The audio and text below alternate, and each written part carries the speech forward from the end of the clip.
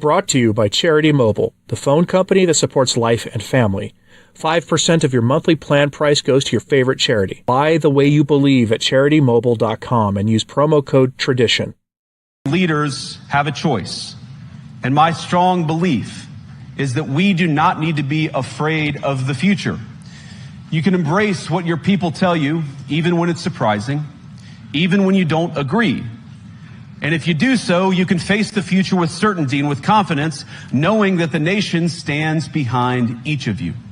And that, to me, is the great magic of democracy. It's not in these stone buildings or beautiful hotels. It's not even in the great institutions that we have built together as a shared society. To believe in democracy is to understand that each of our citizens has wisdom and has a voice. And if we refuse to listen to that voice, even our most successful fights will secure very little. As Pope John Paul II, in my view, one of the most extraordinary champions of democracy on this continent or any other, once said, "Do not be afraid." We shouldn't be afraid of our people, even when they express views that disagree with their leadership. Thank you all. Good luck to all of you. God bless you. I am a believer that we are witnessing and living through right now not just a political realignment, which would suggest just domestic implications for this, but possibly what some call the fourth great turning, which is a shifting of at least in the Western world, the balance of power, or at least the focus, political culture, and generally broader culture of things. For the last almost century, basically the post-World War II period, we have been in a period of essentially progressive ideas, including the role of government in the world, and organizations that should never be partnered with the government being partnered with government to achieve what they would consider mutual ends. But as is always the case in these kinds of partnerships, corruption happens on one side or the other, and in this case, both, as we're seeing play out with all things. And if we are witnessing a full political realignment, then there are going to be drastic consequences for the international political order. There is whispering now that the U.S. may withdraw from NATO, as an example, which I don't need to tell you would have seismic consequences. Watch as these things unfold, because it is truly historic times you're living in. Things that the last time we saw anything of the scale we're talking about was the rise of FDR. All right, that's the scale of things we're talking about. And all of this is relevant to a channel like this that's focused on church politics, because for the last 80 years, the Catholic Church has had an increasingly intimate relationship with the United States government. I went over that a couple of weeks ago, the broader history of it, but the quick version is that while it was understandable how this relationship made sense for the US government and the Vatican during World War II and during the Cold War, that relationship continued after the Cold War, and money became central to that relationship, as well as access to the halls of power. In a reciprocal relationship, both sides profited from access to the halls of power. There are documents from certain intelligence agencies that talk about the Jesuits and how they have access to information well outside of the US's sphere of influence during and even after the Cold War. Now that a political realignment appears to be underway in the US, and it looks like it's a once-of-a-century kind of massive realignment, the future of that relationship is in serious question. Now, I don't think the US is going to become hostile to the Vatican or the Church. I simply think the Church is utterly and woefully unprepared for the new multipolar world we're entering now. Remember, the Church's mission is not material. It is not political, though its mission certainly and often has those dimensions and runs into conflicts with political actors. You see it in the gospel all the time. I mean, whenever Caesar and his agents conflict with our Lord and then the apostles and the disciples, you're seeing politics, at least to some degree. The Church's mission is the salvation of souls, first and foremost. It's material missions. It's corporal works of mercy, helping the poor, and all the rest of it are all seen through the lens of the salvation of souls. Today, the human element running the church and all too many laity have forgotten that. And that's why we're seeing the backlash today against the church and the U.S. government's frankly fraudulent use of American tax dollars for promoting ideological things around the world. And this gets a lot worse than you might actually think, because it turns out probably even a lot of those programs themselves were fake, with a lot of implications. See, the statement I opened with from the vice president definitely reflects that backlash against not just the US government, but he was saying those things to our erstwhile allies in Europe about the changing nature of things to come, the order of things. I'm going to give you an example, though. The church, which often reacts to situations in the world slowly, is now having to confront its alignment with the old, increasingly discredited woke order of things. So we go to the always entertaining National Catholic Reporter, who are very sad about all of this. They give us this headline: Loyola Marymount Environment Conference caught in Trump's crackdown on inclusion and the rest of it. Federal workers withdraw from panels on environmental justice at LA Catholic University.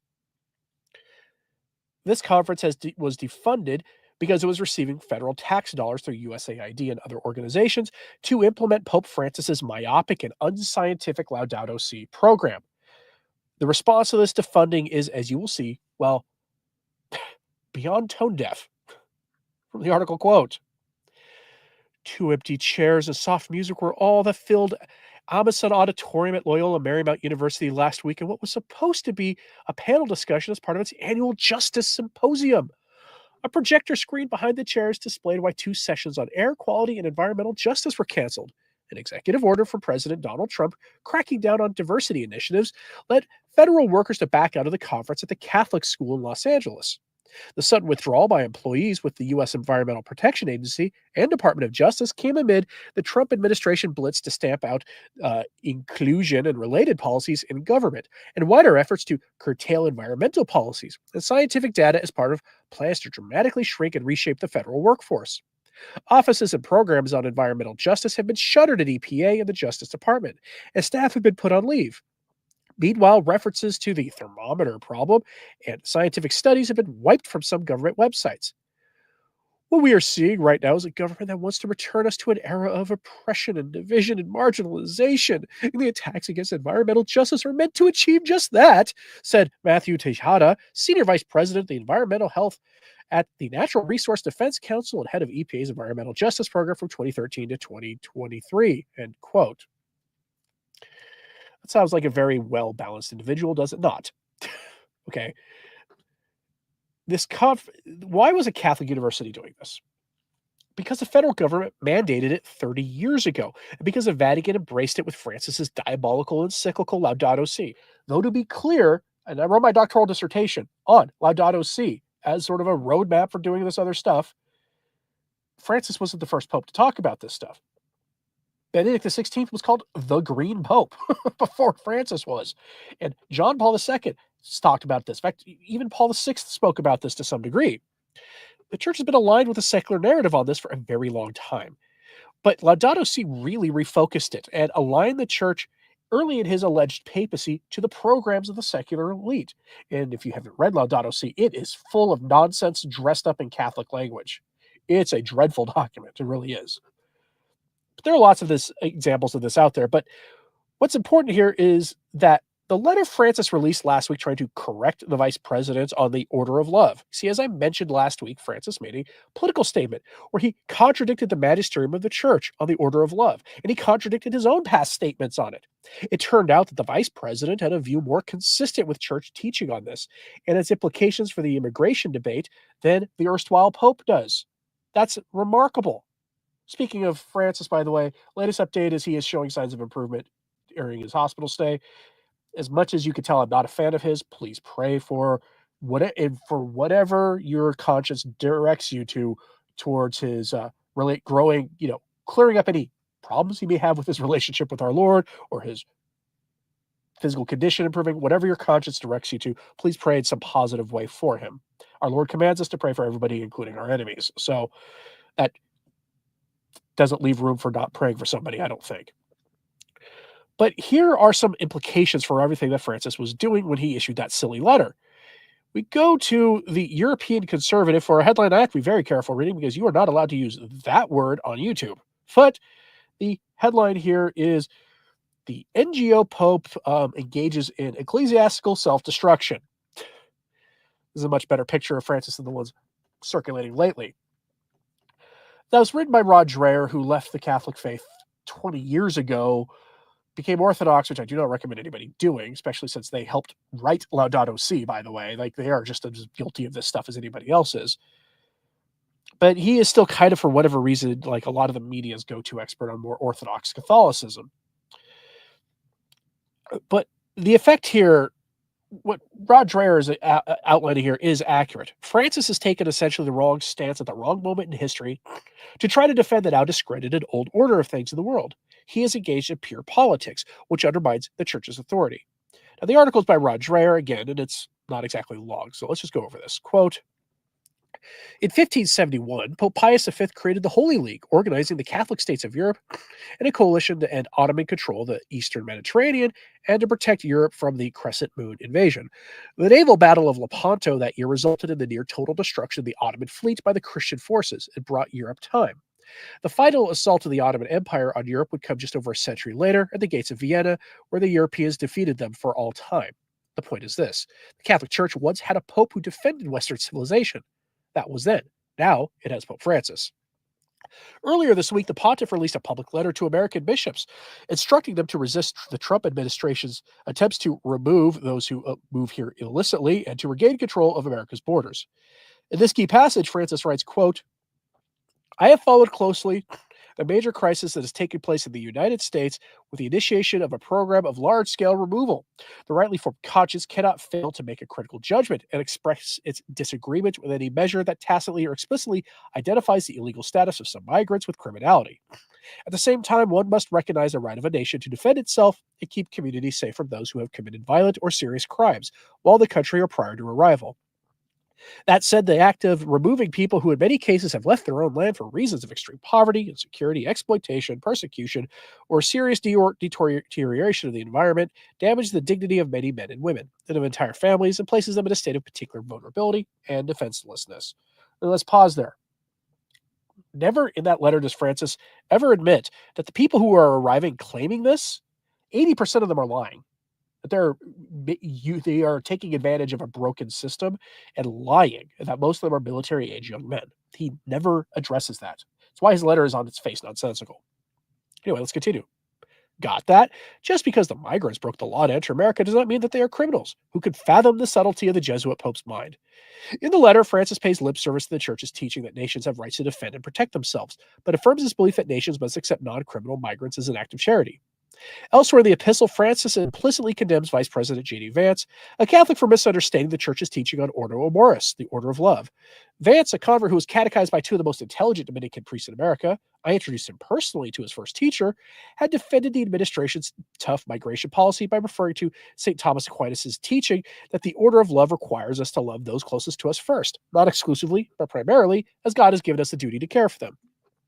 It turns out that J.D. Vance really is more Catholic than the Pope. I'm going to remind you of something here. J.D. Vance has said publicly, and we need to hold him accountable for this and pray for his interior conversion on this issue, that certain things touching on the issue of life, he is only marginally better than the predecessor in the White House was. That's just a fact. I know a lot of people will disagree with that, but it's true. He has actually taken positions that conflict with the Church's teaching on life. And so you should pray for his interior conversion on that issue, while also appreciating maybe the fact that the rhetoric on the campaign trail didn't exactly match up to what they're doing now that they have power. That's a whole other ethical question, though. The Catechism teaches that the moral duty towards foreign refugees must be balanced by duties to the common good of the people within one's own country. Yes, wealthy countries do have a moral responsibility to be generous and welcome distressed foreigners, but they have the right to set limits on migration and to refuse it when they judge that it harms the common good. Official Catholic teaching balances charity with common sense. J.D. Vance understands that, Pope Francis does not. That's worth repeating. That's worth remembering that Francis does not seem to understand that or refuses to acknowledge it, because he's in Europe, where this issue is even worse than it is in America, because they're not getting people from Mexico and other places like that. They're getting them from the land of the Ottomans, basically, and people who believe they have a holy duty to wage conflict on Christendom. The context is worse for what Francis is doing. The Pope and his teaching has sanctified borders that are open, even as in Europe, when those ungated frontiers allow the migration into Christian lands of Europe of millions of Crescent Moon followers, who at minimum do not share the ancestral faith of Europeans, and no small number of them are militantly hostile to it. And he goes on. I'll let you read that when I post the link to it at the show notes at returntotradition.org if you are so interested. This issue is not going away anytime soon, like I keep saying. It's also, I think, worth reminding us here that Francis isn't the only one who's taken a questionable stance on this. For whatever reason, the Vatican, for the post-conciliar period, has really downplayed the danger of this scale of movement of people has for both the countries that receive them and the countries that are losing their greatest treasure, their people. These countries are not likely to be able to pull themselves out of their situation by removing their most driven people. After all, when we're talking about people walking sometimes 1,000 miles on foot for a better opportunity, people with that kind of drive are often going to be the ones who could transform your own society. Nor do they ever really offer alternative suggestions like saying, hey, maybe the United States can reorient aid programs to help these countries build up their societies themselves using their own labor with some outside expertise to help, which would be far preferable use of a lot of those funds that we're discovering are being used for illicit purposes than what they've been used for. Now, over at the Catholic thing, Father Gerald Murray had something similar to say in his defense of the vice president's argument and against Francis's tone-deaf declaration. Yeah, Father Gerald Murray, who you see sometimes showing up on the Papal Posse with Raymond Arroyo, says the following. Headline, The Pope, the Border, and the Law. We're not going to go over this whole thing here. We're just going to go down to here. We'll go over here from this. It says, quote, the arrest and deportation of those who enter a country illegally and thus have no valid claim to be allowed to remain there is simply the due enforcement of law, whether by the United States or the Vatican City State. He says this after outlining what the Vatican does to people. Yeah, Pope Francis describes the act of removing them, who in many cases have left their own land for reasons of extreme poverty, insecurity, exploitation, persecution, or serious deterioration of the environment, as something that damages the dignity of many men and women and of entire families and places them in a state of particular vulnerability and defenselessness. He has human beings possess infinite and transcendent dignity, which is the most decisive value possessed by the human person, and which surpasses and sustains every other juridical consideration that can be made to regulate life and society. The claim that a finite creature has or ever could have an infinite dignity is a poetic exaggeration. It is metaphysically impossible for something finite to possess an infinite quality. Only God is infinite and has infinite qualities. Let's pause here. Francis talks about human beings have infinite dignity, and this is at the core of so much of his theology, his materialist theology, to the point where it elevates man to being godlike. And we don't mean godlike like we align ourselves to God and live fully in conforming to his will as is humanly possible, and we live perfect as the Father is perfect, as Jesus commands us, something that the saints have accomplished as best as a human being can. That is not what Francis ever means by that. His entire philosophy, his entire theology is materialistic. It's about building a better world and a paradise on earth. That is what his theology is about. And when you understand that, you understand his position on the migration issue, especially when you understand that he comes from Argentina, the land of liberation theology, which is built on an absolute hate of northern countries and a love of the hammer and sickle ideology that they wrap up in ecclesiastical language, a church language, and try to pass off as Catholicism. Let's keep going. The logic of Pope Francis's assertions would make the enforcement of laws against illegal entry and permanence in a country a violation of the respect due to every human being who possesses an infinite and transcendent dignity that surpasses any national law. This claim is plainly preposterous. A person who illegally enters and remains in a country cannot reasonably claim that he is beyond the reach of the law because enforcement of such law would violate his infinite dignity as a human person. For a nation such as the United States to qualify as a just and fair society, must every person who enters illegally be spared the indignity of unjust arrest and removal.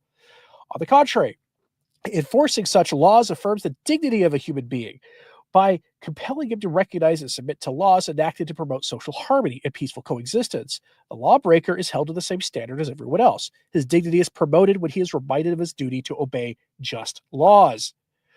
If a foreign national tries, however, to illegally enter and remain in Vatican City State, he is subject to arrest, imprisonment, fines, and prohibitions for re-entering the territory for an extended period.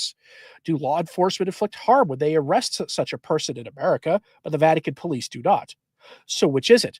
Is it unjust to arrest and remove those who break the law to gain illegal access to a country, or is it moral and just for a nation to detain and remove those who break the law to gain entry?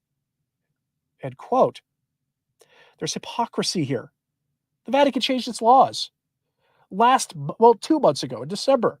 It became widespread news in January that they tightened up their laws to the point where I saw video, and I think I played it on the channel here, of Tom Homan saying, hey, maybe we should adopt those laws in America too, because they were extremely draconian.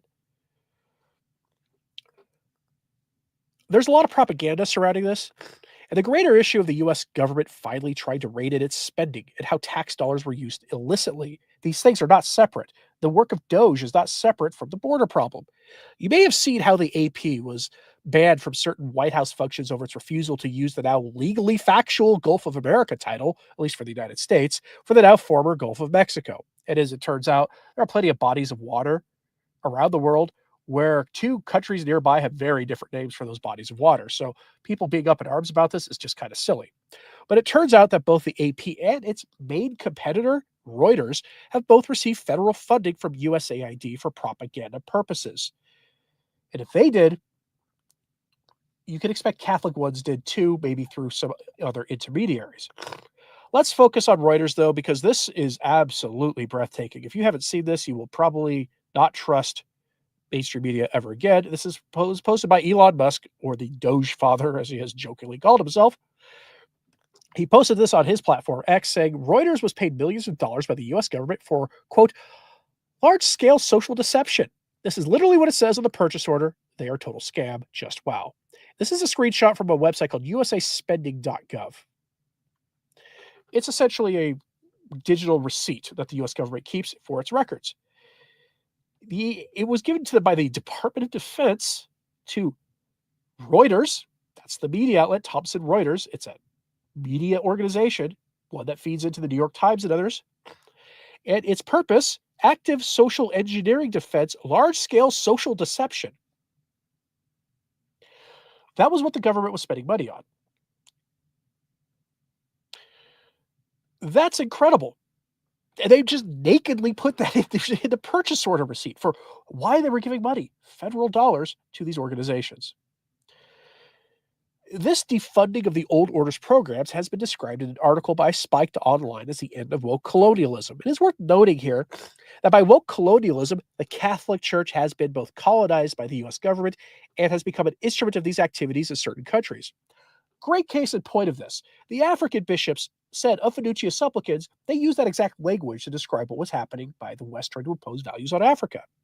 And I'm not the biggest fan of the African bishops because they tend to be, they push behind the scenes for the Vatican to come up with some new teaching on a man having multiple wives, which would be a clear rejection of the church's moral teaching. But at least on the issue of the James Martin sin and fiducia supplicans and the rest, they're fairly orthodox. But they used, you'll remember that the bishops in Africa used that language, that exact language, to describe that issue.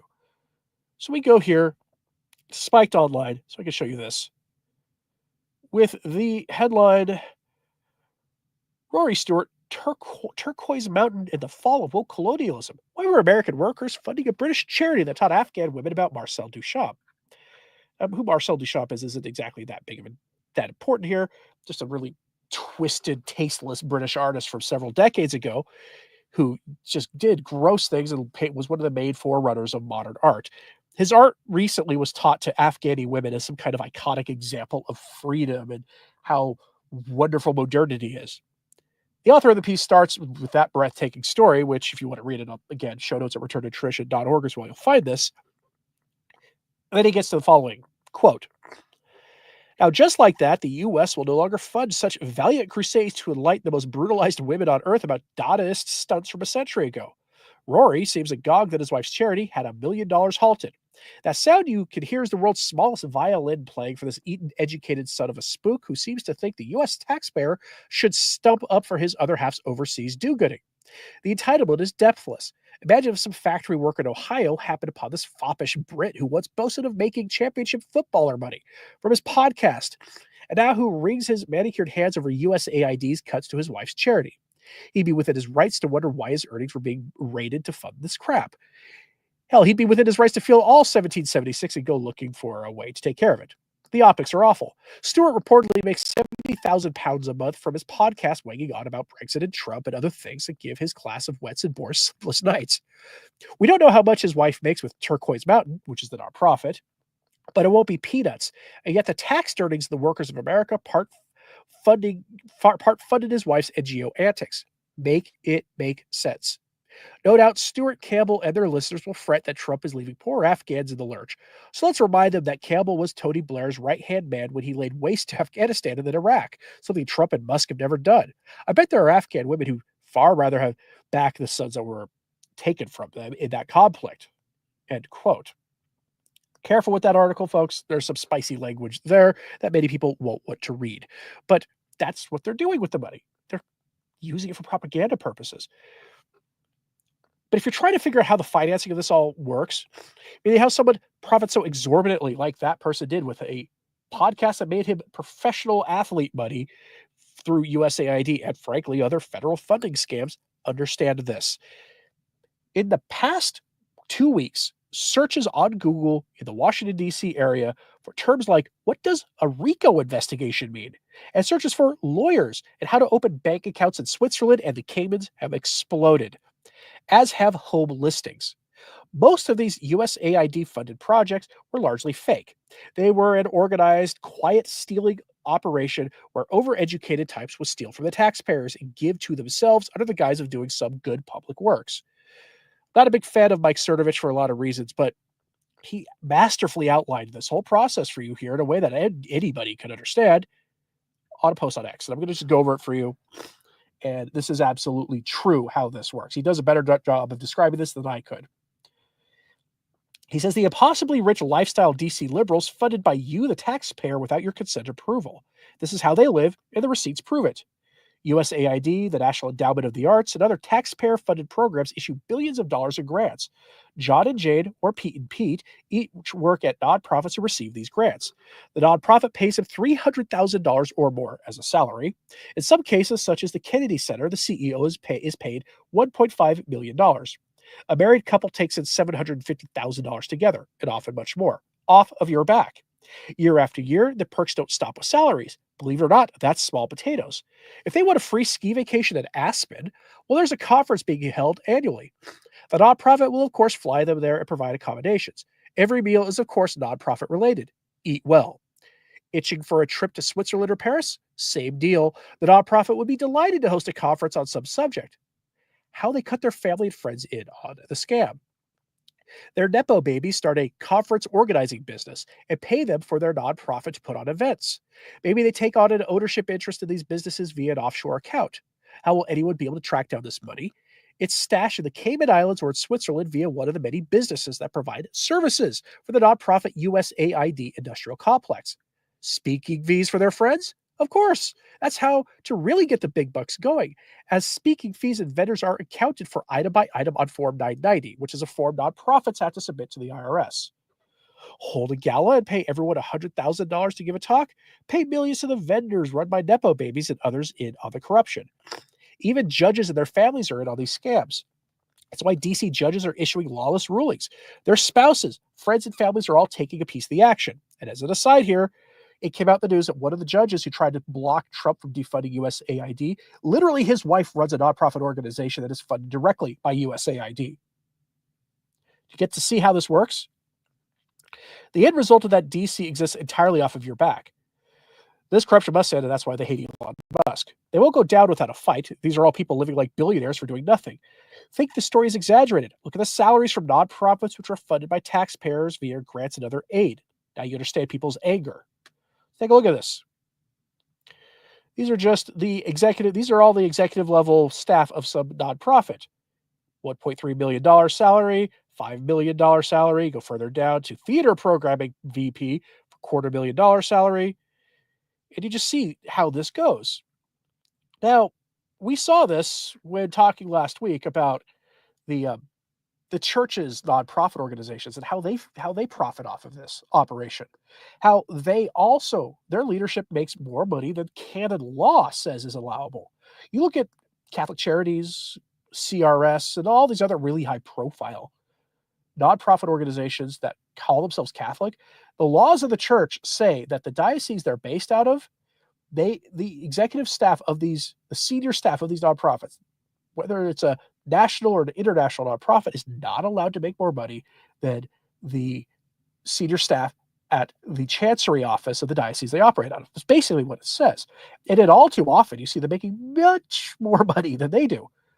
Look, a diocese should compensate their fundraising people and their senior lay management well. They should, especially the larger the diocese, because when you're talking about people who are fundraising millions upon millions of dollars, you want to make sure you compensate those people well. Otherwise, they'll take their talent somewhere else. That's just the way it works. So there's a good reason to pay them well.